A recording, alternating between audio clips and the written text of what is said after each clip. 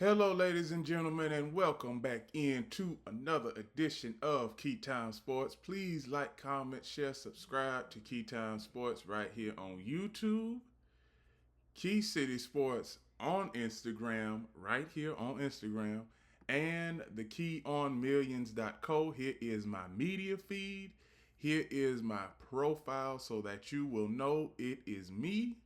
And here is my merchandise. We rolled out new merchandise earlier this month, and we also have a new clothing logo. So anytime you purchase something from my website, you will see this logo right here. This is a rebrand logo. We just did a rebrand last month, and now we are able to advertise it on shirts. And now let's get to the matter at hand. So the first game that I'm going to cover is the Iowa Hawkeyes and my Florida Gators. Florida goes down into defeat when it comes to playing the Iowa Hawkeyes.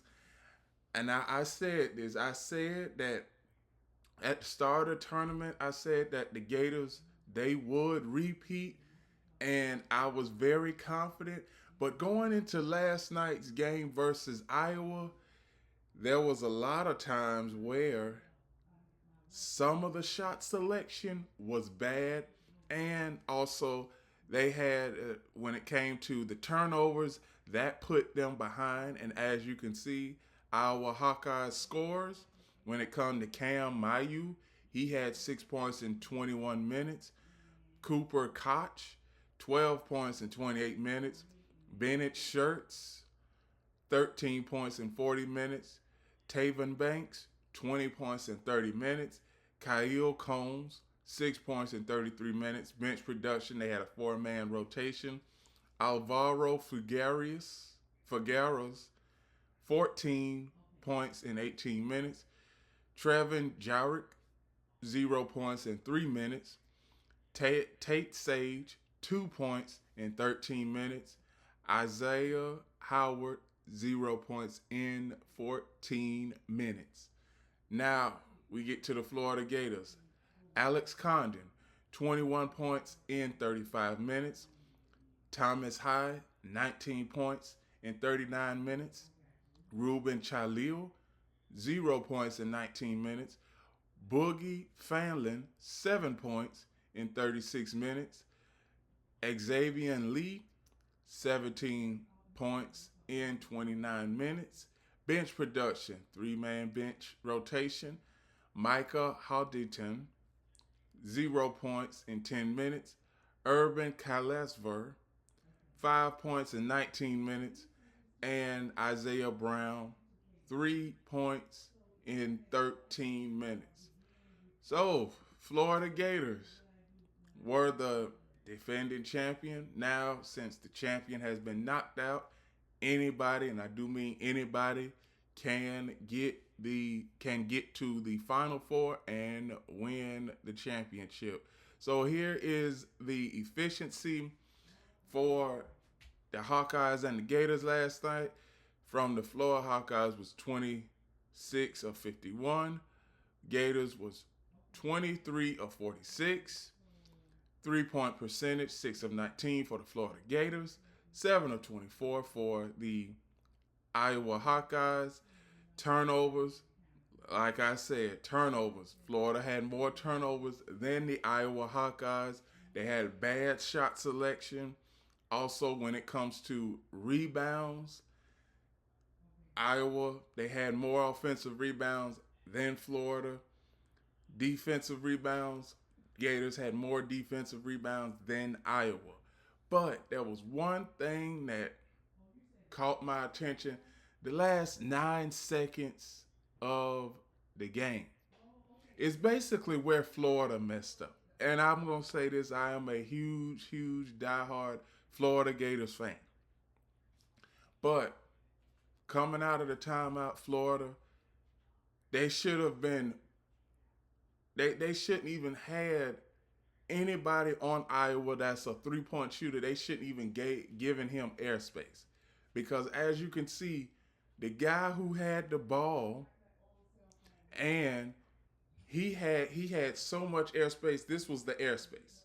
Now, if anybody knows in sports, you give a person this much airspace, that's almost like they're wide open on the basketball court and the football field. And you see, when you're pressed up against somebody like this, means that they have no chance. They will have to pass the ball to somebody else. But this is where Florida messed up, giving that shooter so much airspace to where he made the shot and under 9 seconds. 9 seconds is a lot of time when a team is just down 1 point. Well, excuse me, 2 points. That's a lot of time. But one thing I can say is Florida, they won the championship last season. It's always hard to repeat in the world of sports. And congratulations to the Iowa Hawkeyes. Nobody expected for the Iowa Hawkeyes to beat the Florida Gators. I most certainly didn't. Now let's see what the Iowa Hawkeyes can do when they play in the Sweet 16 later on this week. So that's all I got to say for the Iowa Hawkeyes and the Florida Gators. The next game I'm going to cover is Utah State and Arizona. Now, Arizona, they came out and handled business, and they were leading the entirety of the game. As you can see, the Utah State Aggies, Eldman, 6 points in 25 minutes. Zach Keller, 2 points in 9 minutes. Mason Fastley, 8 points in 33 minutes. And as you can see, here is the rest of the Utah State Aggies players and Arizona Wildcats. But here's one thing that I want to say about the Arizona Wildcats. Arizona Wildcats coming into the tournament, I said to myself that the worst case scenario for the Arizona Wildcats is if they lose in the Final Four. Well, excuse me. Yeah, they lose in the Final Four. The worst case scenario is they lose in the Elite Eight, because I'm looking at there are not too many more strong teams out there that are seeds 5 and higher. Now, Florida just lost last night. Michigan is still at the top. Arizona, the team I'm talking about right now, is still at the top. Could Arizona and Michigan be facing each other for the college basketball men's national championship? Could be. But like I've been saying, I said it last week, Cinderella stories are pretty much done. You heard Jay Williams on ESPN say the exact same thing. There will be no more Cinderella stories. And like I said, I'm going to compare this to basically small market teams. When we talk about the Super Bowl and the NBA Finals, that is what a group of 5 school is to college football. A small market team, a team that is really not going to, keep viewers glued to the television because they are expecting a blowout. They are. Now, Utah State, they have been one of those teams that have made it to March Madness over the last 4 years, and they've always made it interesting. But we all know at the end of the day, we all know that there's going to be a team like Arizona, Michigan, that'll always come out on top because they have the better players and they have the better system. But like I said, there's always a particular team that can be beat on any given day. On any given day. Now, we see how Arizona was very efficient, but not as efficient as Utah. But like I've been saying, what hurt Utah is the same thing that hurt Florida yesterday. Bad shot selection, poor defense, poor defensive play, and also not making free throws. Now, free throws for Utah, they were 8 of 11. They didn't get to the line as much. And that's one thing that Utah State, they pride themselves on, slowing the game down, getting to the free throw line. But as you can see right here from the statistics, they did not get to the free throw line. Rebounds. Look at this. Look at this. This was just a blowout on rebounds. This pretty much says the entire game right here. This tells you how the game goes. Arizona Wildcats, they had 54 rebounds to Utah State's 26. That's pretty much game over right there. I don't even have to read anymore. I don't, because as you can see, every other statistic does not matter.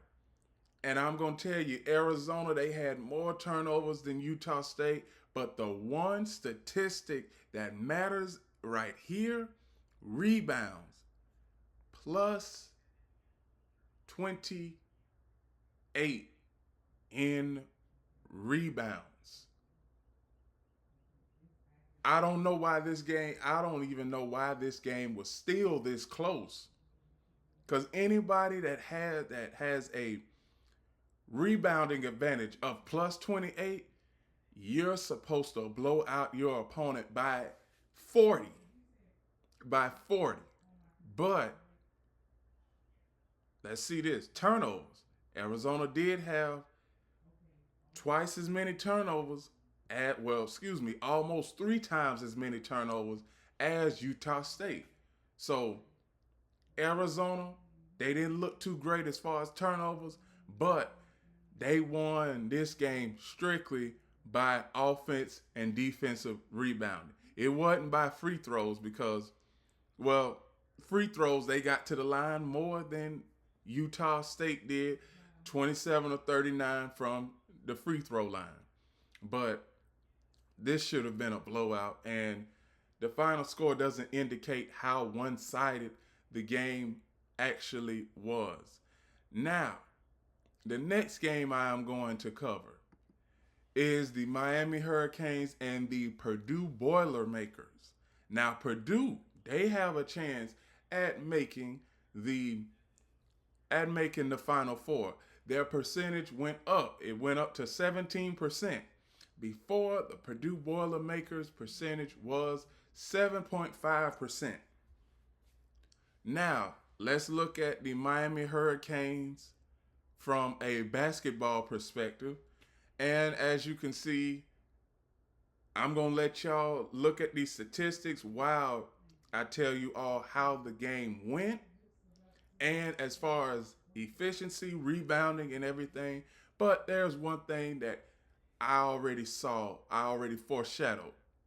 So I already see foreshadowing like in the distant present, because coming into last week, I said that the Miami Hurricanes would lose in the second round because of bench production. And as you can see, their bench production, they really didn't get much from their bench production yesterday. They didn't. Now, Purdue, they didn't get much from their bench production either.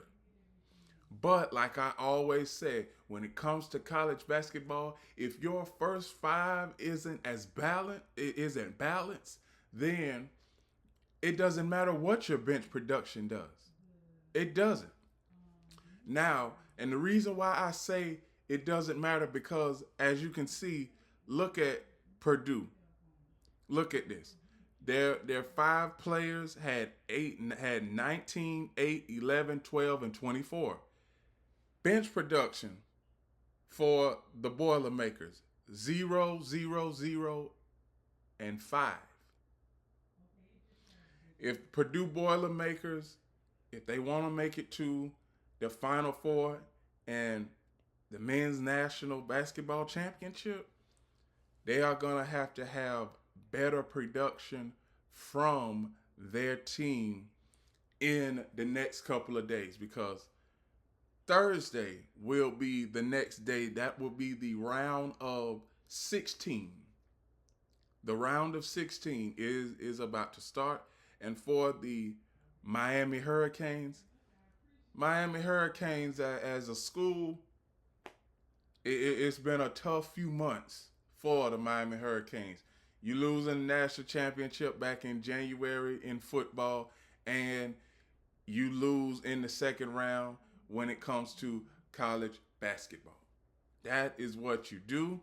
And here are the statistics for this game. And now I expect these statistics.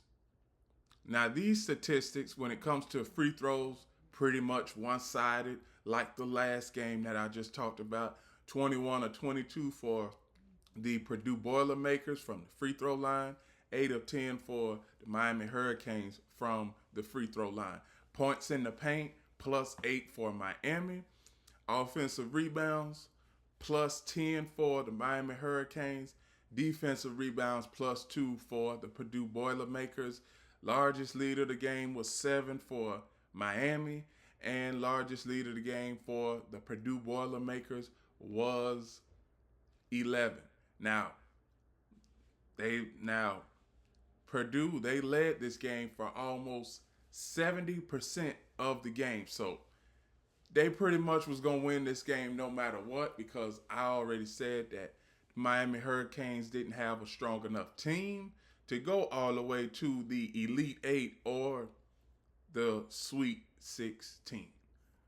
Now, the next game I'm going to cover, I want to cover this game because this game was pretty much, I wouldn't say that it was surprising, but the Kentucky Wildcats aren't the Kentucky Wildcats of, I'm going to say, 15 years ago.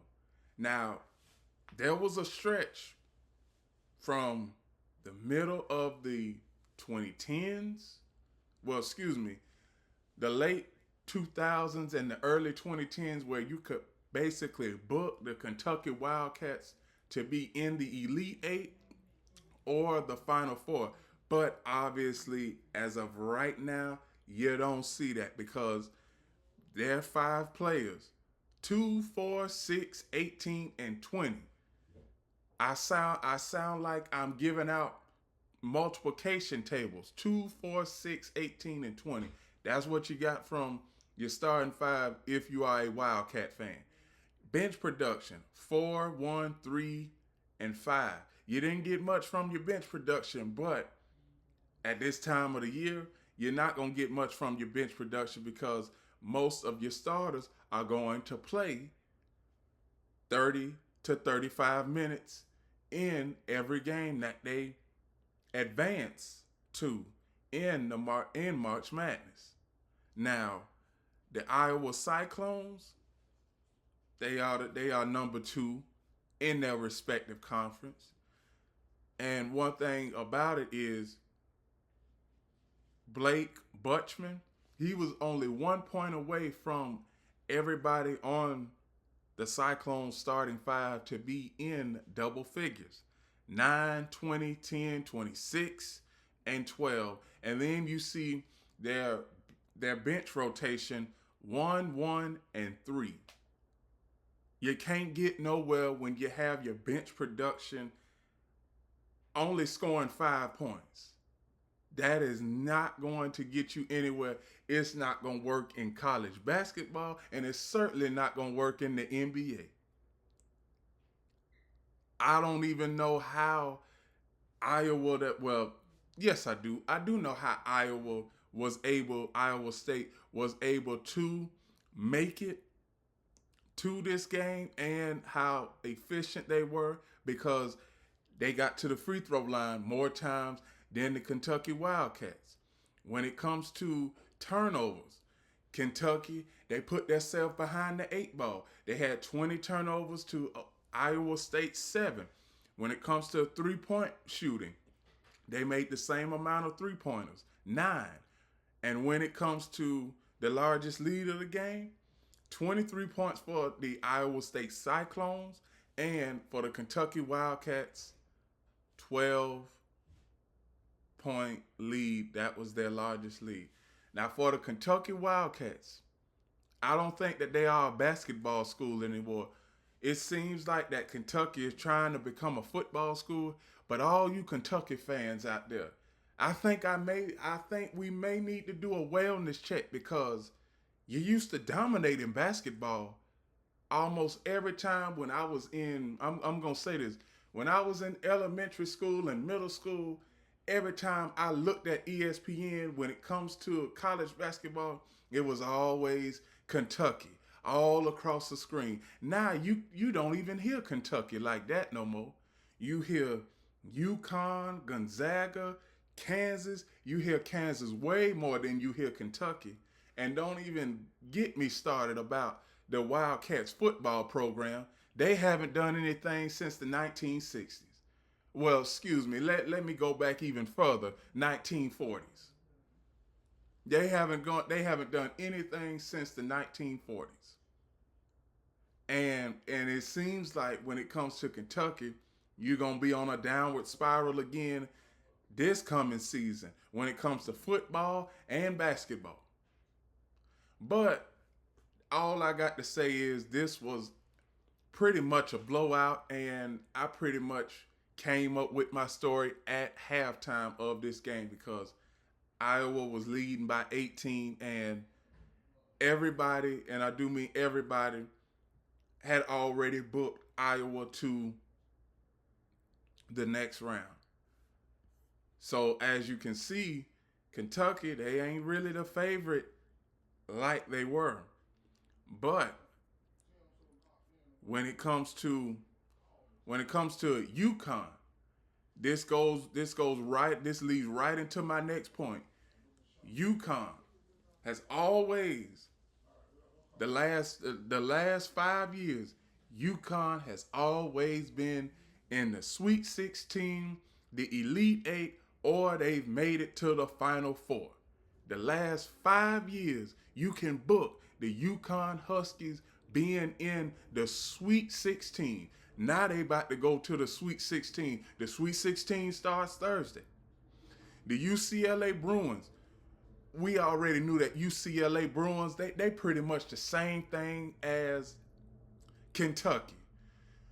Back in the day, it seemed like the UCLA Bruins was about to do something, but we already know who dominates California. USC dominates California in basketball and in football. Now, USC's college basketball program isn't as top-notch as UCLA, but everything is better.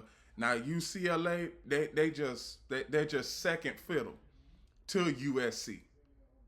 They are second fiddle to USC, and as you can see, when it comes to the UCLA Bruins, when it comes to they wasn't gonna make it past the second round.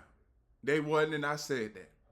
I said they wasn't gonna make it past the second round because historically, the UCLA Bruins, they've never made it past the second round, and the basketball program is on the same trajectory as the football program. Now, some of these colleges, you can't really depend on their football or basketball program, and that's what the UCLA Bruins are right now. Now, I know back in the day people say, oh, UCLA Bruins, they was top notch. Yeah, but that was 40 years ago.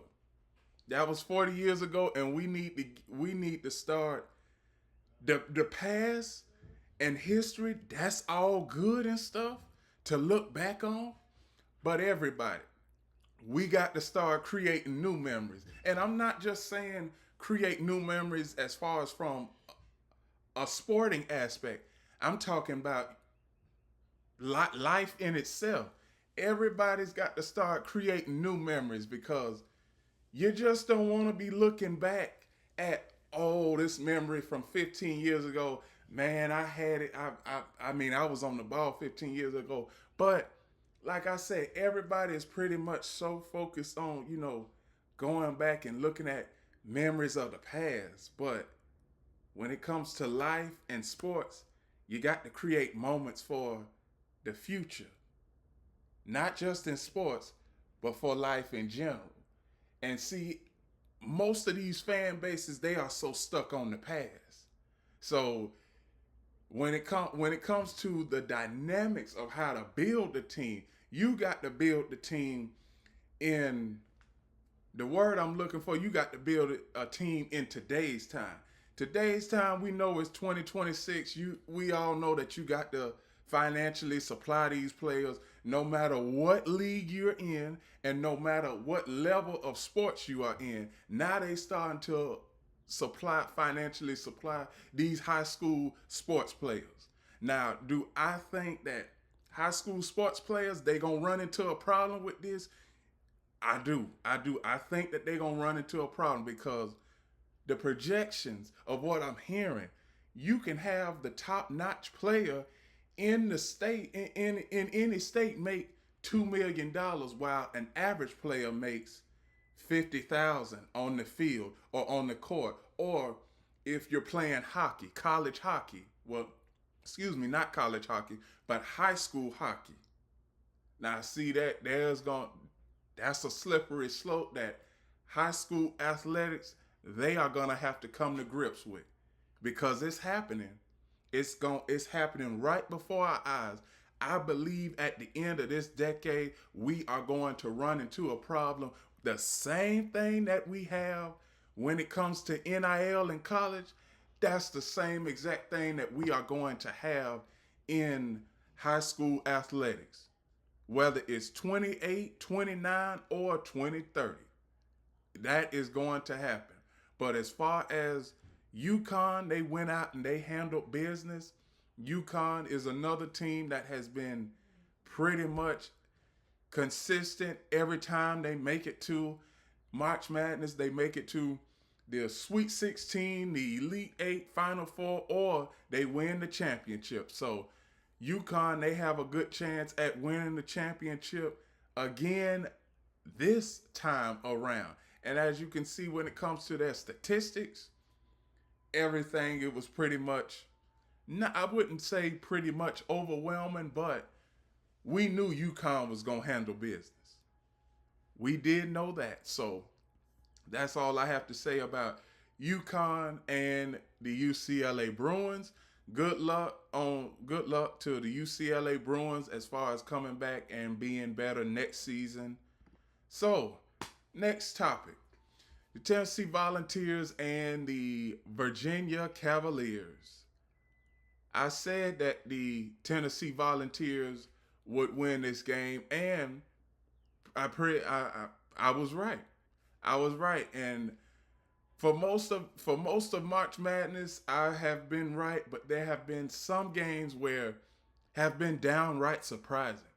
And that's what it is. That's what it is in college football, and that's how it is in all sports, all levels of sport. You think that a team that is favored, they are going to come out and handle business, but it doesn't happen all the time. And when it comes to the Tennessee Volunteers, they are one of those teams that are a diamond in the rough. Tennessee, they can make it all the way to the national championship, or they can get bounced out in the Elite Eight. But as of right now, they are headed to the Sweet 16 that starts on Thursday. And the Virginia Cavaliers, they are going home. So when we talk about the Virginia Cavaliers as a program, when it comes to basketball and football, Virginia Cavaliers, they haven't been that they haven't been one of those colleges that are a powerhouse in quite some time. I'm going to say back to the 1970s. That is when they were, I mean, pretty much a team that you had to watch out for any given Saturday in college basketball and any given day during the week or weekend in college basketball. But one thing that I can say is Virginia Cavaliers, they've never been one of those polarizing colleges. I mean, when at the end of every year, every calendar year, we always look at the top 100 colleges in America, and the Virginia Cavaliers, they don't even crack the top 100.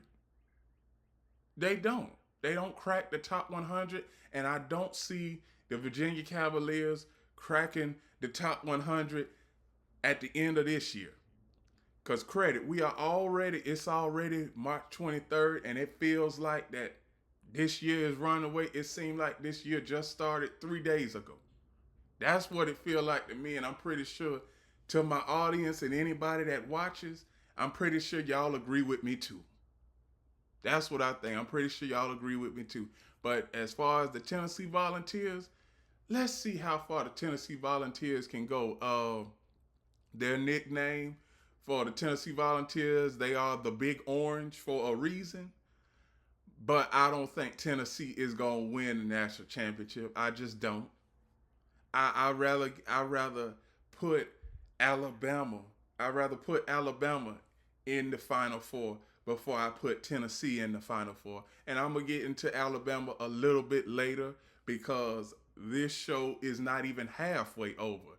It is 9:30 Eastern Standard Time. It is 6:30 Pacific, 7:30 Central Time, and excuse me, 8:30 Central Time and 7:30 Mountain Time. So if you are watching if you are watching right now, please give me a like, a follow, and subscribe because this is nowhere near over. So for the Tennessee Volunteers, you can see their statistics. Their statistics is pretty much how a decent team is supposed to be. And the Tennessee Volunteers are a decent team. They finished the regular season 24-11, and pretty much I wouldn't necessarily say that that this was an upset because Tennessee was favored. Tennessee was favored in this game, and there's really not much to talk about when it comes to Virginia Cavaliers, and I'm not going to give a deep analyzation of this game because everybody already saw it in its entirety, and I'm not even going to give out any highlights. The next game I am going to cover is St. John's versus Kansas. Now, I need everybody to listen to what I'm about to say. What do I always say about the Kansas Jayhawks when it comes to their basketball program? Their basketball program is always in the Elite Eight, always in the Sweet 16, or they make it to the national championship game, just like what I've been saying when it comes to UConn, Gonzaga, and also can't think of the other team, UConn and Gonzaga. But one thing that I can say is the Kansas Jayhawks, like I say, any team, the Kansas Jayhawks, they can be had. Now, St. John's, I know a lot of people really don't know too much about St. John's, but St. John's is also a diamond in the rough, if you get what I'm saying. If you get my drift, America, what I'm saying this morning is that St. John's has always been a team that has flown under the radar in college basketball. We know that their college football team ain't their college football team is nothing. I was gonna say something else, but I caught myself. But St. John's football team is trash. Their basketball team is doing pretty good right now, and They're going to the Sweet 16, but let's see how far St. John's can go, because St. John's has never been to the Elite Eight, has never been to the Final Four, and they have never been in the national championship. So this is uncharted territory for St. John's when it comes to the Red Storm.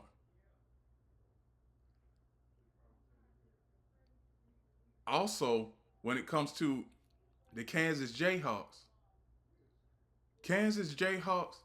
have been had 12, 0, 15, 4, and 21. And for those of you that don't know what I am saying when I say 12, 0, 15, 4, and 21, those are the point totals for the starters for the Kansas Jayhawks. Like I always say, everybody, it doesn't matter what playoffs you are in or March Madness. Any team can be had, whether you are playing in America or playing abroad. We've had so many upsets that have happened in the last couple of weeks, not just in college basketball, but we also had the National Baseball Tournament with UCLA and Venezuela. We also had we also had the Super Bowl, and we also had the NFL playoffs. But in the next few months, we got the World Cup coming up in June. So it's going to be a bunch of upsets that are going to happen on a national stage. And I need to look at my schedule, because I think that I want to cover a few of those World Cup games. I don't know yet, but I got to see how my schedule looks, because during that time, the NBA Finals are going to be going on. But all in all, this was a very, very entertaining game. Congratulations to the St. John's Red Storm for making it to the Sweet 16 for the first time in basketball program history. And let's see if St. John's Red Storm has what it takes to make it to the Final Four and to win the national championship. Now, the last game that I am going to cover is Texas Tech and Alabama. Alabama came out and took care of business. As you can see, the Texas Tech Raiders, they emptied out their bench, and bench production was nothing for the Texas Tech Red Raiders. You can see it. 0, 6, 1, 10, 2, 0, and 0. And as you can see for the Crimson Tide, when it comes to their bench production, 0, 5, 8, 0, 15, and 0. But when it comes to their starting five for both Texas Tech and Alabama, you can see it right here. 16, 2, 9, 12, and 7. Pretty much inconsistent, but hey, that's what you can see in March Madness. For the Alabama Crimson Tide, 7, 12, 10, 9, and 24. 24. Now, one thing that I can say is Alabama, they pretty much showed everybody that last year in March Madness tournament that it was not a fluke. Now, one thing that I can say is that I would love to see Alabama in the national championship for basketball. And I believe that it wouldn't be a turning point, but that would be the first championship in program history for the basketball team of Alabama. That is one thing. And when you look at their efficiency when it comes to this game, efficiency for Alabama, it was pretty much downright a blowout. And as you can see, when you look at these statistics, this game says blowout because three-point attempts, 4 of 25 for the Texas Tech Red Raiders. Alabama Crimson Tide, 19 of 42 from the three-point line. As you can see, free throw percentage, 19 of 24, 11 of 15. Okay, that really doesn't say much. Rebounds, plus 12 for Bama. Turnovers, plus 3 for Bama, but they were shooting so well and they made three-pointers with great efficiency that the turnovers didn't come into play. Points in the paint, plus 8 when it comes to the Red Raiders. Fouls, 21 to 14. And when it comes to the largest lead of this game, Alabama led by 34. And Texas Tech led by 2. Now, we don't know what the updated, I believe that the updated brackets are already out, America. I believe so. The updated brackets are not out just yet, but I can tell you all about the elite, the Sweet 16. But the schedule hasn't came out. Well, the schedule, I was looking at something different. But the schedule has come out for Michigan versus UConn. That they will be playing on Friday. Texas Tech versus Purdue will be playing on Thursday. So now you have those 2 games, but there will be more games, but I am going to say my prediction for those 2 games later on in the week. And with that, those are my reactions to the Sunday slate of March Madness. Congratulations to all the teams that are moving on, and good luck to all of the teams that lost, and have better luck next season. Please like, comment, share, subscribe to Keytime Sports right here on YouTube, Key City Sports on Instagram. Also, the KeyOnMillions.co. We have new merchandise, we have new shirts, and we also have a new logo right here. When you see it, every purchase of clothing that you will get on my website, you will get this logo. We just did a rebrand last month, and we are going to have a launch in a few months. We are going to have a launch in a few months. And remember, everybody, here is my media feed so that you know it's me. Here is my profile so that you will know. Here's my profile so that you will know it's me. And remember, everybody, one last thing: the key is always on time.